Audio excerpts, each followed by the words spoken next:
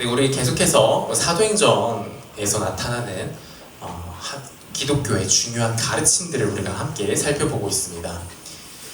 그래서 우리 그동안에는 1장 3절에서 보시면은 어떤 내용들이 있었죠?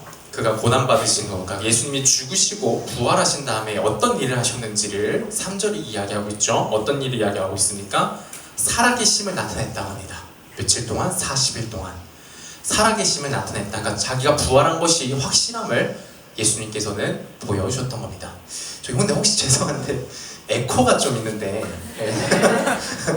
에코를 좀 꺼주실 수 있을까요? 제가 제 목소리에 신경이 쓰여서 된 것 같죠? 네, 된 것 같습니다. 감사합니다. 그래서 이제 살아계심, 자기 부활하셨다라는 거를 나는 확실히 부활했어, 난 다시 살아났어라는 걸 보여주신 일, 그거를 가장 먼저 하셨고요. 그리고 두 번째는요, 뭘 하셨습니까? 제자들과 교제하시면서 뭘 가르쳐 주십니까? 하나님 나라의 일에 대해서 가르쳐 주셨습니다. 그래서 우리가 지난 시간에 하나님 나라에 대해서, 하나님 나라가 뭔지, 하나님 나라를 살아간다는 게 뭔지에 대해서 우리가 한 3주 정도에 걸쳐가지고 이야기를 나눴습니다. 그리고 이제 4절에 오시면은 예수님께서 어떤 말씀을 하시냐면은 예루살렘을 떠나지 말고 내게서 들은 바 뭘 기다리래요? 아버지께서 약속하신 것. 이게 무엇입니까? 성령님입니다. 성령님을 기다리라. 그래서 요한은 물로 세례를 베풀었으나 너희는 몇 날이 못되어 뭘로 세례를 받을 거래요? 성령으로 세례를 받으리라 라는 그 말씀을 하고 계십니다. 자, 예수님은요, 부활하시고 나서 나 정말 살아났어 라는 걸 증명하는 그 일을 하셨고, 하나님 나라에 대해서 이야기하셨고요. 마지막은 뭐에 대해서 이야기하십니까? 성령님에 대해서 이야기하셨습니다. 그러고 예수님은 어디로 가셨죠? 하늘로 올라가신 겁니다. 그리고요, 여러분, 사도행전 2장 1절에서 4절을 보면요, 실제로 그렇게 되죠. 실제로 받으신 그 다음날, 실제로 예수님께서 말씀하신 거, 우리 1장 4절에서 4절 5절에서 예수님이 약속하셨던 대로, 말씀하셨던 대로 실제로 어떤 일이 일어나죠? 정말로 성령님이 그 제자들에게 임하는 그 사건이 나타나는 것, 그게 바로 우리가 오늘 읽은 2장 1에서 4절의 내용입니다. 자, 근데 여러분, 이게 언제 받았는지를 한번 보면요, 언제 받았다 나와 있죠? 성령님이 언제 오셨죠? 예, 오순절날 성령님이 오셨다라고요. 근데 여러분, 오순절날이 어떤 날인지 혹시 아십니까? 말은 익숙하죠? 단어는 익숙하실 겁니까? 성경을 조금만 읽어봐도 오순절 하는 그런 것들을 보시니까 익숙한데 정확하게 이게 뭔지는 좀 모르는 분들도 있을 거라 생각이 돼요. 여러분, 이 오순절은 뭐냐면요, 오순절이라는 말의 뜻은 뭐냐면 50번째 날이라는 말입니다. 그냥 말 그대로 50번째 날, 그런 의미를 가지고 있는 말이에요. 그럼 이게 왜 이렇게 쓰여져 있냐라고 하는데, 이걸 조금 한번 PPT로 보여주시겠습니까? 여러분, 이제 뭐 꼭 기억하실 필요는 없지만 그래도 우리 기독교인으로서, 그리스도인으로서 상식으로서 한번 좀 익히시면 좋을 내용인데요. 뭐냐면, 여러분, 이스라엘에는요, 지켜야 되는, 우리나라에는 추석과 설날이 아주 중요한 날이고 이거를 꼭 지켜야 되잖아요, 그렇죠? 추석 설날 안 지키실 건가요? 아니죠, 꼭 지켜야죠. 한국인이라면 추석 설날 꼭 지켜야죠. 네, 그런 것처럼 이스라엘 백성들도요, 꼭 지켜야 했던 날들이 있어요. 그게 뭐냐면 그 3대 절기라 그래요. 그게 유월절, 칠칠절, 수장절, 이렇게 3개의 절기가 있습니다. 이날만큼은 모든 유대인들 솔직히 막 여러 곳에 퍼져 살았잖아요. 모든 유대인들이 이 날만큼은 예루살렘으로 모여가지고 명절을 보냈습니다. 그게 유월절, 칠칠절, 수장절입니다. 유월절은 뭔가요? 힌트입니다, 사진. 네, 이스라엘 백성들이 이집트에서 노예 생활을 하다가 빠져나올 때, 하나님이 이집트에서 이스라엘 백성을 구원하실 때, 근데 이제 그 모세를 통해서 데려 나오려고 하는데, 그때 그 바로왕과 이집트가 그냥 내보내줬나요? 안 내보내줬죠?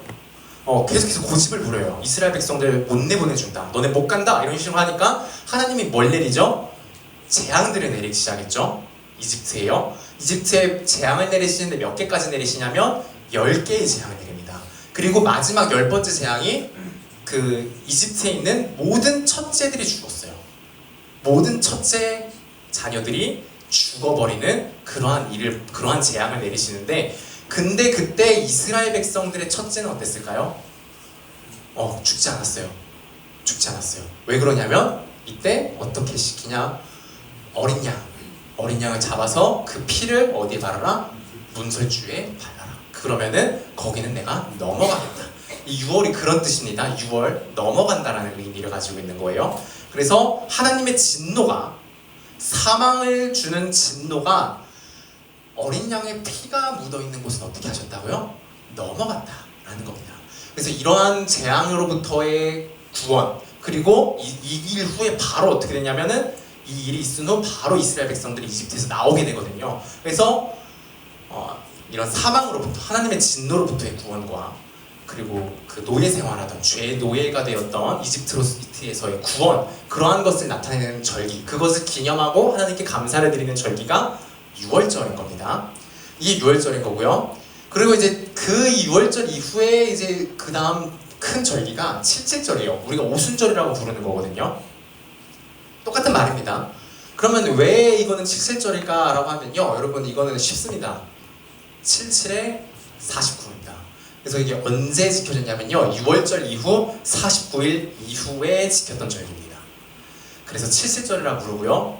그러니까 6월절 이후 49일 이후의 절기다라고 하면 77절이라 불렀던 거고, 6월절하고 50번째 되는 날이다 라고 그렇게 이야기하면 오순절이라고 불렀던 거예요. 그래서 이렇게 이해를 하시면 될 것 같아요.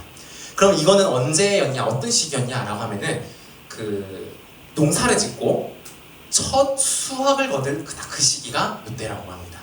그래서 첫 수확, 처음으로 거둔 그 열매를 하나님께 올려드리고 감사를 드리는 날, 그게 77절, 오순절 날일 거고요. 그리고 수장절은 추수가 시작됐고 그 추수가 다 끝났을 때 모든 열매들을 다 걷어들이고 창고에 넣었다.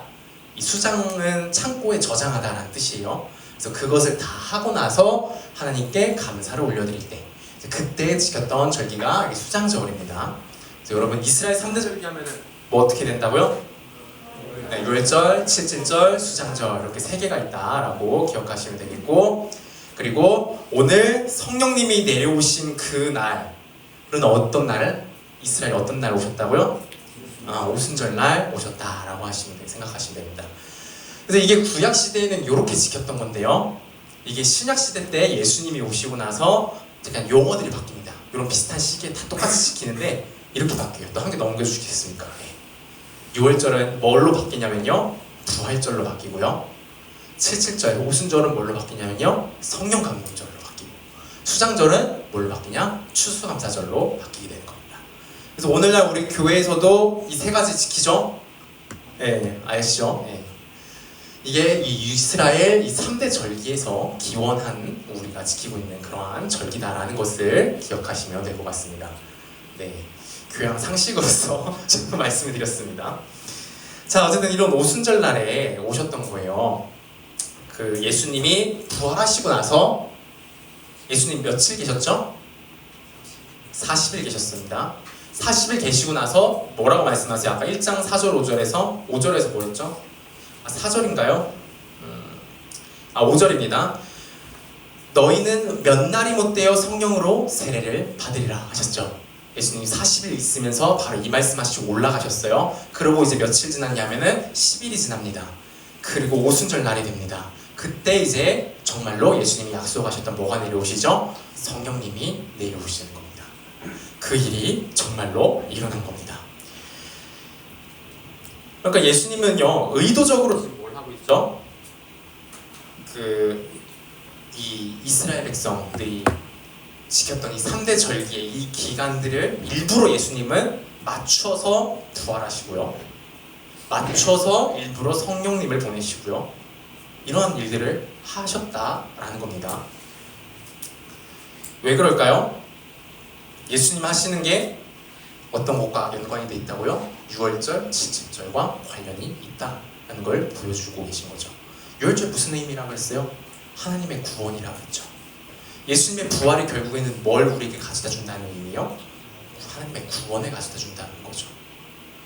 자, 77절은 뭘 하죠? 첫 열매, 첫 수확입니다.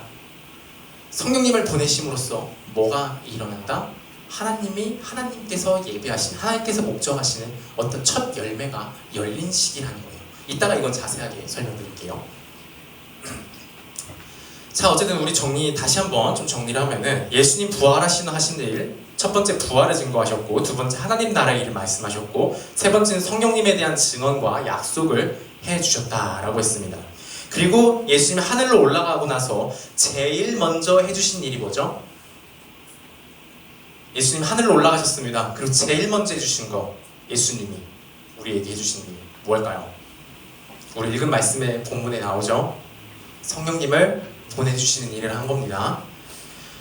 자, 여러분, 부활하시고 이야기하신 것 중에 뭐가 있어요? 성령님에 대한 증언과 약속을 이야기하셨어요. 하늘로 올라가시고 나서 제일 먼저 하신 일이 성령님을 보내주신 일이었어요. 여러분, 왜 그러셨을까요? 왜? 중요하니까 그랬겠죠? 그럼 뭐가 중요한 걸까요? 여러분, 예수님 떠나시고 남겨진 제자들에게 가장 필요했던 게 성령님이었던 거예요. 여러분, 사도들 정말 믿음이 좋고 뛰어난 우리 교회를 세우는데 정말 여러 일들을 해낸 자들이에요. 기도와 경건에 있어서도 정말 우리와 비교할 수 없이 수준 높은 경지에 있던 자들이에요.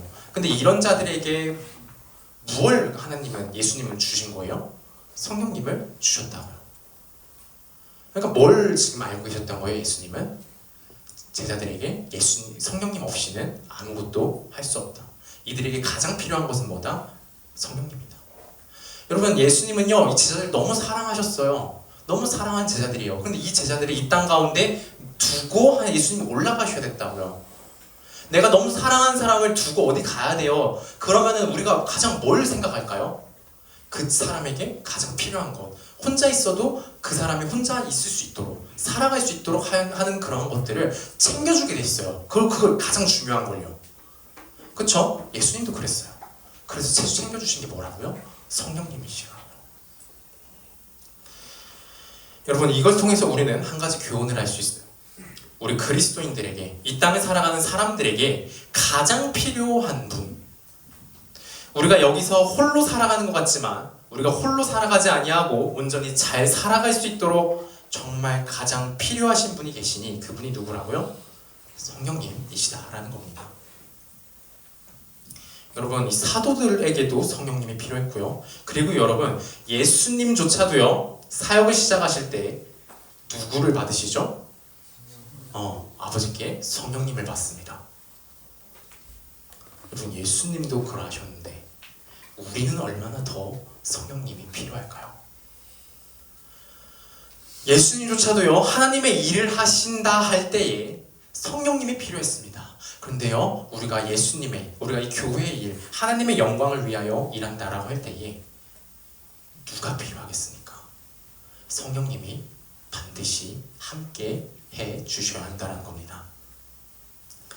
그런데 이렇게 말씀드렸지만 그냥 성령님이 있어야 돼. 성령님 함께 있어야 뭐 할 수 있는 거야. 우리에게 성령님이 필요해 라고 암만 이렇게 이야기해도요, 근데 정작 중요한 건 뭐죠? 그럼 성령님 진짜 좋은 분 맞아? 성령님이란 어떤 분인데, 뭘 해주시는 분인데, 이런 것들을 좀 우리가 알아야겠죠. 그걸 알아야지만이 정말로 찾게 되고 정말로 감사를 드린다면은 감사를 드릴 수 있고 한 거잖아요. 그래서 여러분, 오늘은요, 이 성령님이 누구신가, 이 성령님이 어떤 일을 하시는가, 이런 것에 대해서 좀 나눠보도록 하겠습니다. 자, 일단 성령님은요, 하나님이십니다.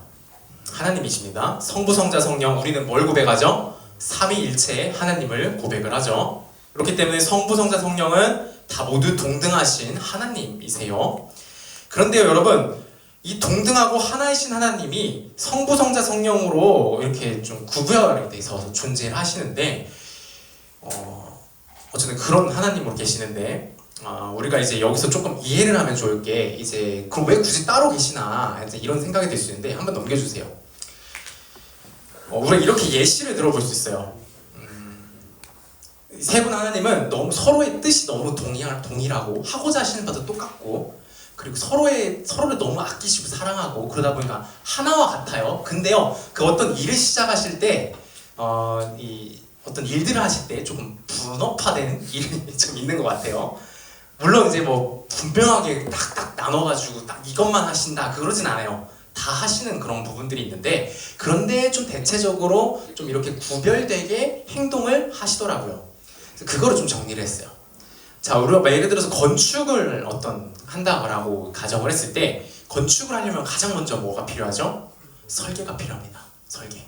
그 설계의 최종 작업과 승인을 하시는 분이 누구예요? 성부 하나님이신 거고요. 자, 그리고요, 직접 설계된 그거를 이제 직접 건축을 시공을 하는 거. 그게 이제 누가 하신다는 거예요? 성자 예수님이 하신다는 거예요. 그리고 그래서 집이 다 지어졌어요. 건축됐어요. 그래서 우리가 뭔 말하죠? 예수님이 모든 것을 완성하셨다 말하잖아요. 근데도 성령님이 필요하신 이유는 뭐냐? 성령님은 뭐예요? 분양. 좀 너무 갑자기 수준이 확 떨어진 것 같은데. 아니, 뭔가 이게 다 맞는 게 없어요. 근데 그래도 이게 그나마 근접하게 설명이 되는 것 같아요. 다 졌어요. 이제 거기 이제 어떻게 해야 돼요? 사람들이 들어가서 살아야 될 거 아니에요. 이 건물을 그 사람 한 사람 한 사람에게 갖다 주시는 역할, 그걸 누가 하신다? 성령님이 하신다라는 겁니다. 자, 그래서요, 이런 얘기를 해요. 성부 하나님께 성부 하나님의 어떤 영광이, 보이지 않는 영광이 있습니다. 그리고 성자 하나님은요, 그 영광을 우리 눈에 보이게끔 하시는 분이고요. 그리고 성령님은요, 실제로 그 영광과 모든 복을요, 우리에게 전달해 주시는 분이라는 거예요. 네. 자, 우리에게 하나님과 우리 삼위 하나님은요, 우리를 너무 사랑하셔서 우리에게 은혜 주시기를 원하세요. 우리에게 복을 주시기를 원하세요. 우리를 좋게 선하게 하시기를 원하세요. 그래서 어떻게 하시냐? 우리에게 주기로 성부 하나님께서 최종적으로 결정하시고, 우리 성자 예수님은요, 어떤 거래요? 우리에게 복을 줄 수 있는 모든 근거와 토대를 다 마련을 하시는 거예요. 그리고 성령님께서는 실제로 그 모든 각 사람 한 사람들에게 하나님의 은혜와 복을 주신다. 이제 그렇게 이해를 하시면 될 것 같습니다. 자, 그래서요, 성령님은요, 방금도 말씀드렸지만 결국 우리 하나님께서 우리에게 주고자 하시는 모든 복과 은혜를 어떻게 해요? 주시는 분이에요. 직접 전달해서 가져와 주시는 분인 거예요. 자, 그러면은 우리 성령님이 하시는 일이라고 할 때, 이걸 바꿔 말하면은 성령님이 하시는 일인 거겠죠? 성령님이 하시는 일은 뭐다? 하나님의 은혜를 우리에게 전달해 주시는 거예요. 그러면 성령님이 어떤 일을 하시는지를 알려면 뭘 알면 될까요? 하나님이 어떤 은혜를 우리에게 주시는지를 살펴보면 우리가 성령님이 하시는 일도 알 수 있게 되는 거죠. 자, 한번 넘겨주십시오. 자, 하나님은요, 우리에게 은혜를 주십니다. 우리에게 복을 주십니다. 그런데요, 이 은혜를요, 조금 구별해서 우리가 분류를 할 수 있습니다. 두 가지로 분류할 수 있습니다. 첫 번째, 뭐죠? 일반 은혜, 두 번째, 특별 은혜입니다. 이거를 뭐 신학적으로는 일반 은총, 특별 은총이라고도 해요. 똑같은 말입니다. 자, 일반 은혜, 특별 은혜, 이 두 가지가 있습니다. 근데 일반 은혜는 뭐냐면요, 창조 세계, 하나님이 만드신 모든 피조물, 모든 존재들에게 동등하게, 동일하게 해주시는 은혜입니다. 그리고 특별 은혜는요, 특별한 하나님께서 특별한 목적을 가지고 특별한 어떤 특정한 존재들에게 주시는 것이 특별 은혜예요. 자, 일반 은혜는 뭐가 있을까요? 첫 번째, 창조, 보존, 죄억제 이렇게 있는데요. 창조는 말 그대로 창조하시는 일이에요. 아까도 얘기했죠. 이 세상을 만드시는 일을 할 때 그 최종 설계를 누가 하셨을까요? 성부 하나님이 하셨고요. 실제로 그것을 시공하시는 일을 누가 했다고요? 성자 예수님이 하셨고요. 그리고 이 창조 세계에서 피조물들이 온전히 잘 살아갈 수 있게 하는 사람이 누구? 성령 하나님인 거예요. 창조의 이러한 일들을 성령님이 하셨고요. 그리고 여러분 여기에는 이제 과학을 또 좋아하시는 분들도 많이 있는 걸로 압니다. 근데 과학을 보시면은 우주나 이런 것들을, 우리 지구 환경, 이거를 뭐라고 하죠? 에코시스템인가요? 뭐 그런 게 있죠. 뭐 시스템이라 불러요. 왜 시스템이라 불러요? 모든 것이 하나하나 정교하게 맞물려서 움직이고 있기 때문에 이곳이 우리가 이렇게 살아가고 누릴 수 있는 거잖아요. 그런데요, 이야기하죠. 어느 것 하나라도 어긋나는 순간 여기 있는 모든 생명체가 죽어버리게 된다라고 이야기해요. 근데 그 작은 것 하나도 조금의 오류도 없이 계속해서 잘 작동하고 돌아가고 있다라고 하는 거죠. 이게 뭐 하는 거라고요? 보존하는 거예요. 이 세상이 멸망하지 않도록 세상이 계속해서 잘 돌아가도록 보존하시는 것. 대표적으로 뭐가 있겠습니까? 해와 비, 달과 별, 이런 모든 운행, 중력, 산소, 이런 모든 것들, 우리가 살기 위한 모든 조건과 환경을 계속해서 유지해 주시고 보여주시는 것. 그런 거죠. 자, 이런 거는 뭐 누구를 차별해서 주시나요? 아니죠? 동등하게 모든 존재들에게 하나님이 부어주고 계신 은혜라는 거죠. 이 은혜를 성령님이 우리에게, 모든 존재들에게 전달해 주고 계시다라는 겁니다. 그리고 마지막은요, 3번은 죄억제입니다. 이건 원래 창조하시고 나서 원래는 있지 않았던 거예요. 근데 뭐 때문에 생겼을까요? 우리 아담과 하와가 범죄하고 하나님을 반역하면서 그때부터 죄가 시작되고, 그때부터 하나님의 뜻대로 행하지 않으려고 하는 존재들이 계속해서 뭘 하죠? 창조세계를 파괴합니다. 창조세계 속에 있는 모든 관계들 가운데 파괴와 미움과 사망을 낳습니다. 그쵸? 근데 이제 그게 계속 내버려 둔다면 어떻게 될까요? 이 세계가 존재할 수 있을까요? 지금 여기서 우리가 이 정도 평화를 누리고, 우리가 정말 평화가 없다 얘기하지만 그래도 우리 평화를 누리잖아요. 그래도 이 정도 세상이 유지되고 있잖아요. 그게 뭐냐는 거예요. 그 이유가 성령님이 그 죄들을 억누르고 붙들고 계시기 때문이라는 거예요. 대표적으로 뭐가 있죠? 나라들, 국가. 그래도 국가가 있으니까 이 정도인 거예요. 국가가 우리를 못되게 하는 것도 있지만 그래도 국가가 있기 때문에 우리가 이 정도 사는 것도 있습니다. 국가, 법, 그리고요 사람들 안에 있는 양심, 그런 양심들 있잖아요. 아무리 악인도요 뭐가 있어요? 자기 자녀를 보면요 잘 키우고 싶은 양심이 있어요. 그래도 좋은 것 해주고 싶은 양심이 있어요. 신기하죠? 근데 그런 것들을 누가 유지시켜주기 때문에 그래도 그런 게 있다라는 거예요. 성령님께서 간사랑한 사람들을, 국가를, 법을, 이런 사회를 유지시켜주시는 그러한 일들도, 그러한 은혜도 우리에게 주고 계시다라는 겁니다. 자, 이게 지금까지 이제 모든 존재들에게 동일하게 이제 임하는 하나님의 은혜에 대해서 살펴봤고요. 이게 성령님이 하신 일인 거죠. 자, 그리고 이제 특별은혜입니다. 특별은혜는 아까도 말씀드렸듯이 특별한 목적을 가지고 특정한 존재들에게 해주시는 거예요. 자, 첫 번째 보십시오. 뭡니까? 구원입니다. 구원하시는 일. 죄로 인하여 우리가 반드시 뭘 치러야 됩니까? 하나님에 대한 범죄의 대가를 치러야 됩니다.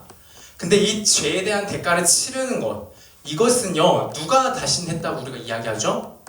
예수님이 십자가에 못 박혀 죽으심으로 예수님이 대신 짊어졌다고 우리가 이야기를 해요. 근데 여러분 여기서 의문이 들 수 있어요. 아니 그 사람은 2000년 전 이스라엘이라는 땅에서 대신 죽어준 건데 그게 나랑 무슨 상관? 이런 생각이 들 수 있단 말이에요. 실제로 그렇잖아요. 잘 생각해봐요. 그렇잖아요.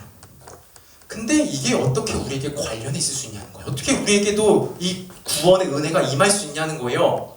여러분, 예수님이 대신 받았다라고 하는 증표, 예수님이 우리를 위해 대신 순종하셨다라는 순종의 증표, 그것을요 성령님이 가지고 오시는 거예요. 성령님이 오실 때요, 어떤 특정한 사람에게 이 은혜를 주실 때요, 성령님이 어떻게 하신다 그래요? 그 사람 안에 들어간다라고 얘기하죠. 여기서 성령을 뭐 하래요? 받으라라고 이야기하잖아요. 그리고 나중에 또 어떤 다른 성경을 보면요 뭐라고 얘기하냐면요, 성령께서 너희 안에 거하실 거라는 얘기예요. 거한다는 게 뭔 말이에요? 잠깐 왔다 가는 게 아니에요. 여러분 안에 산다라는 거예요. 거주하신다라는 얘기예요. 영원히요.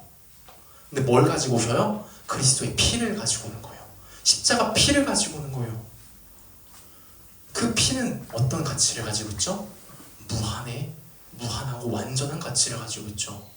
그 무한하고 완전한 가치가 성령님을 통해 우리 그 한 사람 한 사람에게 들어가는 거예요. 그러면 나는 뭘 소유한 자가 되는 거예요? 그리스도의 피를 소유한 자. 무한한 가치를 가진 그리스도의 피를 보유한 자가 되는 거예요. 소유한 자가 되는 거예요. 그럼 내가 아무리 죄를 저질러서 어떤 대가를 치러야 되는 게 뭔가 생겼다 하더라도 하나님이 나를 심판하시를 딱 보시다가도 이제 뭘 보시는 거예요? 내 안에 있는 뭘 보시는 거예요? 그리스도의 피를 보시는 거예요. 아, 얘는 내 아들 예수 그리스도가 그걸 다 치러줬구나, 대가를 보시는 거예요. 그리고 얘가 보니까 뭐 말을 잘 안 들어요. 그래서 말 안 듣네, 혼 좀 내야겠다, 아주 막 심판해야겠다 하면서 보시는데 이 안에 뭐가 있는 거예요? 그리스도의 순종의 피가 있는 거예요. 다 순종했다라고 하는 그 피가 있는 거예요. 그러니까 그걸 보시고 하나님께서 어떻게 하시는 거예요? 심판하지 아니하시고, 또 그걸 보시면서 이제 뭘 어떻게 생각하시는 거예요? 이 사람은 나에게 온전히 순종하는 착하고 충성된 나의 자녀구나 라고 보시게 되는 것이고, 그래서 어떻게 되는 거예요? 우리가 완전한 구원을 얻게 되는 거고, 그래서 우리가 누구의 가족이 될 수 있는 거예요? 하나님의 가족이 돼서 하나님 앞에서 있음에도 불구하고 두려워하거나 내가 심판받을까봐 두려워하는 것이 아니라 어떻게 있을 수 있는 거예요? 자유함으로, 기쁨으로, 담대하게 하나님과 교제하고 기도하고 소통할 수 있게 되는 거예요. 이러한 일들이 누구를 통해서 일어난다고요? 성령님을 통해서 일어나게 된다는 겁니다. 그래서 성령님은요, 이러한 우리 신분을 변화시키는 이런 구원도 해주시고요. 그리고 또 어떤 것도 하시냐면요, 실제 우리의 영혼도 변화시키십니다. 이거를 중생이라 그러거든요. 그러니까 완전히 다시 태어나는 거예요. 우리 영혼이 다시 태어나는 일이 일어나요.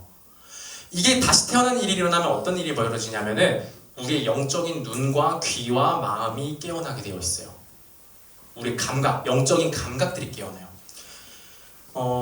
예를 들어서 여러분, 세상 사람들을 보시면요, 어때요? 나도 세상 사람이었을 때 어땠어요? 내가 하나님에 대해서 생각했습니까? 하나님을 의식했습니까? 하나님이란 존재가 느껴졌습니까? 하나님이란 존재가 믿어졌나요? 예수 그리스도의 그 복음, 죽으심과 부활에 대해서 들으면요, 그게 내 마음을 울렸나요? 조금이라도 관심이 갔나요? 흥미가 있었나요? 흥미라도 있었나요? 없지 않았나요? 그리고 지금 세상에서 돌아다니는 그 모든 사람들에게 그냥 대뜸 예수 그리스도에 대해서 이야기를 한다면 그 사람들은 어떻게 반응합니까? 아무 반응하지 않아요. 그래서 그게 왜? 그게 뭐가 중요한데? 난 됐고, 나는 지금 나 살기 바빠. 이렇게 반응하죠. 하나님에 대해 반응을 하나요? 하나님이 어떤 존재인지, 예수 그리스도가 우리를 위해 어떤 것을 한 건지, 이런 이야기에 대해서 반응을 하나요? 이거 뭐와 같은 거예요? 죽은 시체와 같은 거예요. 감각이 없어요. 여러분, 우리 모든 인간들은요, 하나님에 대해 죽은 자예요. 죽은 자. 보지 못하고, 냄새 맡지 못하고, 듣지 못하고, 아무것도 하지 못하는 죽은 자라고요. 그런데요, 그런 우리에게 성령님이 오시면요, 어떤 일을 하시냐면 그 죽어있던 우리, 하나님에 대해 철저히 죽어있던 우리의 영혼을요, 새롭게 하십니다. 살아나게 하십니다. 그럼 이제 뭐가 생겨요? 하나님에 대한 감각이 생겨요. 하나님에 대해서 예전에는 아무리 들어도 관심도 없고 늘 졸리기만 했는데 갑자기 들리기 시작해요. 예수 그리스도에 대해서 아무 감흥도 없었는데 그것에 대해서 내 마음이 울리기 시작해요. 예수님 정말 아무것도 아니고 내 인생에 아무 도움도 안 된다라 생각을 했는데 어느 순간 예수 그리스도가 내 인생을 정말 좌지우지하는 너무도 가장 중요한 분이라는 사실이 믿어지게 됩니다. 여러분, 이러한 일들이 벌어지는 거예요. 이러한 일들이 벌어지는 거 누구 덕분이라고요? 성령님이 다시 살게 하셨을 때 일어나는 일이라는 겁니다. 네, 이제 구원과 관련해서 이제 이러한 일들이 있고요. 그리고 이제 두 번째는 이제 능력을 주시는 겁니다. 여러분, 성경을 읽어보시면은 구약 시대에도 여러 인물들이 있었고 또 신약에도 우리 사도들과 여러 교사들이 있었는데 보시면은 이 사람들이 어떤 일들을 행할 때가 있죠? 기적을 행할 때가 있습니다. 이러한 기적도 누가 주신 능력을 주신 거라고요? 성령님이 주신 거라는 겁니다. 그러니까 성령님은요, 하나님의 일을 위해서, 특별히 어떤 일들을 위해서 그러한 기적이나 어떤 여러 능력 있는 어떤 일들을 능력을 부어줘서 그 사람이 그 일들을 할 수 있게끔 하기도 한다라는 겁니다. 그래서 대표적으로는 우리가 읽었던 이 사도행전에서는 베드로가 이 성령들 받죠. 제자들이 성령을 받고 베드로가 설교를 합니다. 설교를 하는데 설교를 하자마자 그날 즉시 몇 명이 믿게 된 줄 알아요? 네, 3,000명이 믿습니다. 3,000명. 지금 우리 여기 60명인데 60명 안 되는데 이것도 이제 제가 이렇게 한다고 해가지고 설교한다고 하지만 한 명 이제 좀 마음의 변화를 받을까 말까. 그런데 그때는 베드로는 한 번 설교를 했는데 되게 어려운 거 설교한 것도 아니에요. 정말 예수님이 어떤 분인가, 예수님이 어떤 일을 하셨는가, 그거 이야기한 것뿐이에요. 그랬는데 몇 명이 회개하고 돌아왔다고요? 3,000명이 회개하고 돌아왔다고요. 이거 누가 능력 주신 거예요? 성령님이 능력을 주신 겁니다. 자, 이런 식으로 예수님은요, 성령님은요, 특별한 일들을 위해서 일해요. 한 가지만 더 얘기 드리면은 성경이 누구의 영감으로 만들어졌다 그래요? 하나님의 영감, 성령님의 영감으로 만들어진 거예요. 그래서 너무나도 놀랍게도 한 40명이 넘는 저자들이 있어요. 40명이 넘는 사람들이 기록한 것들을 묶어놓은 게 지금 성경이에요. 40명들이 다른 시대에 서로 시대가 달랐어요. 장소가 달랐어요. 근데 다 기록을 했어요. 그랬는데 하나같이 그 성경 하나가 몇 권입니까 이거? 3927, 66권이죠. 66권의 그 모든 성경의 주제가, 핵심 주제가 다 똑같아요. 누구를 가리키고 있어요? 예수 그리스도를 가리키고 있어요. 하나님을요. 어떻게 이룰 수 있을까요? 누가 일해 주셔서? 성령님이 특별히 일을 해 주셨던 거예요. 이런 식으로 예언하는 거, 누구 치유하는 거, 이런 식으로 이런 모든 것들, 필요한 모든 능력들을 성령님이 부어 주시는 것이다 라는 겁니다. 그리고 꼭 이렇게 꼭 특별한 능력, 눈에 보이는 이런 것뿐만이 아니라 우리가 그래도 어떤 삶을 살아갈 때 그런 어떤 힘과 또 우리가 교회에서 봉사하고 하는 그런 일반적인 일들 있잖아요. 이러한 것들도요, 누가 사실은 힘 주셔서 우리가 감당하게 되는 거예요? 성령님이 힘을 주셔서 감당하게 되는 겁니다. 오늘 우리 찬양팀도 새로 갑자기 인도자가 바뀌어서 하셨지만 본인이 하셨습니까? 본인이 하셨습니까? 아니죠. 예, 성령님이 또 힘 주시는 힘을 가지고 능력 주신 능력으로 찬양 인도를 했다고 합니다. 자, 그래서 이게 지금까지 제가 이제 성령님이 해주시는 우리 일들을 이렇게 좀 정리를 해봤습니다. 이게 성령님이 우리에게 해주시는 이러한 일들인데요. 그러면은 이제 우리가 한번 봐야겠죠. 2장, 사도행전 2장에서 일어난 성령님의 일하심은 그럼 구체적으로 어떤 일일까를 우리가 한번 살펴볼 수 있겠죠. 그렇죠? 자, 보시면요, 오순절날에 성령님이 임하셨어요. 그래가지고 막 이 사람들이 막 말을 하는데 서로 어떤 말들 해요? 다른 여러 가지 언어들로 하나님의 일에 대해서 막 이야기를 하기 시작한 거예요. 그 제자들이요. 그런데 이제 여기서 갑자기 이 사람들이 뭘 들어요? 바데인, 메데인 여러 지역에서 온 그 모든 사람들이 어떻게 해요? 그 모든 것들을 알아듣게 되었다라는 거예요. 좀 이런 일들이 있었어요. 그럼 이거는 어떤 성령님의 일하심일까를 우리가 생각해 볼 수 있다는 거죠. 자, 일단은 뒤에 여러 가지 베드로가 설교하고 사람들이 말을 알아듣고 막 이렇게 되는 이거는 어떤 거겠어요? 간단하게 먼저 일단 얘기하면 능력을 주셨던 거예요. 그렇게 되도록 특별한 능력을 부어주셨던 거죠. 그래서 그렇게 일어난 거예요. 근데요, 여러분 이것만 지금 딱 하신 게 아니라 사실 여기서 궁극적으로 또 하신 일이 있었는데 그거는요, 여러분 여기 없어요. 제가 분류해드린 여기에 들어가는 게 없어요. 왜냐면요, 오순절날에 성령님이 행하신 그 어떤 그 일이 있는데요, 그 일은요 이날 딱 한 번만 있었던 일이거든요. 딱 한 번만 하셨어요.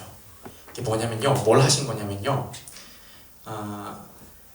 신자들, 예수 그리스도를 믿는 모든 신자들을요 묶어내시는 일을 해서 묶어서 뭘 시작하셨냐면 교회를 시작하신 거예요. 이건 여기 처음 있는 일이에요. 그래서 이 오순절 성령 강림은 딱 한 번 있는 일인 거예요. 그래서 그러면 이제 의문 들 수 있잖아요. 이게 정말 그런 건지 아닌지 근거를 대라 하실 수 있기 때문에 제가 근거를 좀 가져왔어요. 자, 2장 3절 보시면요, 뭐라고 얘기합니까? 마치 불의 혀처럼 갈라지는 것들이 그들에게 보여 각 사람 위에 하나씩 임하여 있더니. 성령이 임하는데요, 그냥 성령이 임하시면요 그냥 이렇게 임하면 되잖아요. 근데 그렇게 안 하시고 어떻게 했냐면 하나의 성령이 오셔서 그게 갈라져가지고 각 사람에게 임하고 들어간다라는 거예요. 그런 모양, 굳이 그런 모양을 하셨다라는 거예요. 그럼 이거는 뭘 보여주는 걸까요? 하나이신 성령을 통해 각 사람들이 연결되고 연합되는 그러한 이미지를 지금 보여주시는 거예요. 그러한 형태로 지금 성령님이 임하셨다는 거예요. 이게 첫 번째입니다. 자, 두 번째는 8절 11절입니다. 8절 11절 보시면요, 8절 보면 우리가 우리 각 사람이 난곳 방언으로 듣게 되는 것이 어찌 됨이냐. 자기네 말로 들리는 거예요. 언어가 달라요. 근데 그것이 다 똑같은 언어로 들리는 거죠. 왜 그럴까요? 여러분, 이거는 뭘 나타내는 거냐면요, 그냥 신기한 어떤 기적일 수도 있지만 그런 게 아니에요. 그냥 단순히 그냥 그런 놀라운 걸 보여주기 위해서 그런 것이 아니라 의도가 있어요. 뭐냐면은 노아의 홍수 이후에 어떤 사건이 있죠? 바벨탑 사건이 있었어요. 바벨탑 사건 때 어떻게 돼요? 원래는 언어가 다 하나였죠. 언어가 하나였는데 그 바벨탑 사건으로 인해서 우리가 이제 언어의 고통을 이제 받게 되고 있는데, 이제 그때 이제 어떻게 됐어요? 언어가 달라지게 되고, 그러면서 민족이 분열되고 사람들이 함께 있지 못하게 되었다라고 이야기하잖아요. 그러니까요, 이 언어가 다르다라는 건요, 뭐의 상징이냐면 분열의 상징이에요. 인간들이 하나 되지 못하고 분열됨의 상징인 거예요, 언어가 다르다라는 거는. 근데 그 언어를 지금 이때 어떻게 해버리시는 거예요? 하나로 통합시켜 버리시는 거예요. 지금 뭘 예고하시는 거, 뭘 보여주고자 하시는 거예요? 통합, 언어의 통합. 결국 뭐? 우리 분열됐던 인간들이 어디서 하나가 돼요? 예수 그리스도를 머리로 하는 몸된 교회에서 하나가 된다라는 것을 보여주고자 하시는 거죠. 그 다음은요, 2장 17, 18절이에요. 17, 18절 보시면요, 베드로가 요엘서를 인용해가지고 설교를 해요. 예를 보면요, 하나님이 말씀하시기를, 말세에 내가 내 영을 모든 육체에 부어주리니 너희의 자녀들은 예언할 것이요 너희의 젊은이들은 환상을 보고 너희의 늙은이들은 꿈을 꾸리라. 그때 내가 내 영을 내 남종과 여종들에게 부어주리니 그들이 예언할 것이요. 이 뭔 소린가 싶을 수 있는데요, 이 뭐냐면요, 누가 등장하죠? 자녀들, 그리고 젊은이들, 늙은이들. 이건 뭘 이야기하는 거냐면 온 세대를 이야기하는 거예요. 모든 세대. 세대가 갈라지는 것이 아니라 뭘 동일하게 주겠대요? 동일한 하나님의 영을 부어주시겠대요. 어떻게 하겠다는 거예요? 세대를 통합하시겠다는 얘기죠. 그리고요, 남종과 여종에게도 부어주시겠대요. 이건 누굴 통합하겠다는 걸까요? 신분을 통합하시겠다는 거죠. 남자와 여자, 성별도 통합하시겠다는 거죠. 이러한 메시지가 등장하고 있다는 겁니다. 그리고요, 결정적으로 고린도전서 12장 13절을 보시면요, 고린도전서 12장 13절입니다. 12장 13절에 우리가 유대인이나 헬란이나 종이나 자유인이나 다 한 성령으로 세례를 받아 한 몸이 되었고 또 다 한 성령을 마시게 하셨느니라. 유대인, 헬라인, 그 유대인, 그 다음에 이방인들이요, 그다음 종, 자유인 다 어떻게 한대요? 한 성령으로 세례를 받아 뭐가 돼요? 한 몸이 되었느니라. 자, 오순절날 성령 사건은요, 이러한 모든 맥락과 근거들을 통해서 우리가 뭘 확신할 수 있냐? 하나님께서 신분도 다르고 세대도 다르고 문화도 다르고 언어도 다르고 모든 것들이 달라, 그런 모든 다름으로 인해서 분열되어 있던 우리 사람들을, 또 따로따로 있던 그런 신자들을 어떻게 하시겠다고요? 예수 그리스도를 머리로 하는 예수 그리스도의 몸인 그 교회로 모두 하나로 묶어 통합하여 교회로서 다스리시고 보살피시고 인도하시겠다라고 하는 그러한 메시지입니다.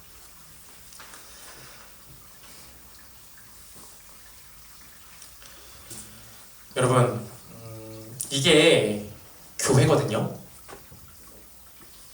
이러한 맥락 가운데 이러한 복과 약속과 이러한 것들을 통해서 실제로 이러한 일들을 일으키시면서 예수님이 뭘 했습니까? 교회를 우리에게 주신 거예요. 교회를 세워주셨어요. 교회로 우리를 부르셨어요. 여러분, 성령 받으셨습니까? 성령을 받은 모든 자들은요, 어떤 일이 일어나냐면 그 즉시 예수님의 몸으로 연합이 되어서 예수 그리스도를 믿는 모든 사람들은 이제 그럼 뭡니까? 다 동등한 한 형제 자매들인 거예요. 예수님 몸의 지체들인 거예요. 그러면요, 그 안에 누가 높고 낮음이 있을까요? 내가 더 쟤보다 낮고 쟤는 좀 더 부족해 라는 그러한 생각들이 들어올 여지가 있을까요? 어떤 지역이, 민족이, 성별이, 학벌이 가진 것이, 어떤 정치적 견해가, 개인의 성향과 성격이 우리 교회를 나눌 수 있을까요? 우리 교회의 위아래를 만들어낼 수 있을까요? 여러분, 성령께서는요, 이 모든 것을 초월하여 하나 되게 하셨어요. 그리고 어떤 식으로 그것을 실질적으로 일으키시나요? 우리 안에 우리로 하여금 예수 그리스도를 보게 합니다. 성령님은요, 우리의 그 성령을 부어주신 모든 사람들에게 예수 그리스도를 보여주십니다. 예수 그리스도의 그 아름다우심을, 예수 그리스도의 그 거룩하심을, 예수 그리스도의 그 높으심을 정말 하나하나 예수 그리스도를 보여주십니다. 여러분, 성령님에 대해서 잘 생각 안 해봤고 막 별로 그렇게 생각 안 했고 그랬잖아요. 근데 그게요, 여러분 우리만의 잘못은 아니에요. 왜냐하면 성령님은요, 자기 자신을 그렇게 드러내길 좋아하지 않으세요. 왜냐면요, 성령님은 예수 그리스도를 드러내는 걸 가장 큰 목표로 하고 계시기 때문이에요. 자기가 드러나기 싫어하세요. 예수 그리스도가 드러나길 원하세요. 여러분, 그 아름다우신 예수 그리스도를 보여주십니다. 그 아름다우신 완전하신 분, 정말 나를 사랑하시는 그 예수님을 보게 되면요, 다른 건 중요하지 않게 돼요. 예수님이 정말 어떤 분인지를 보게 되잖아요.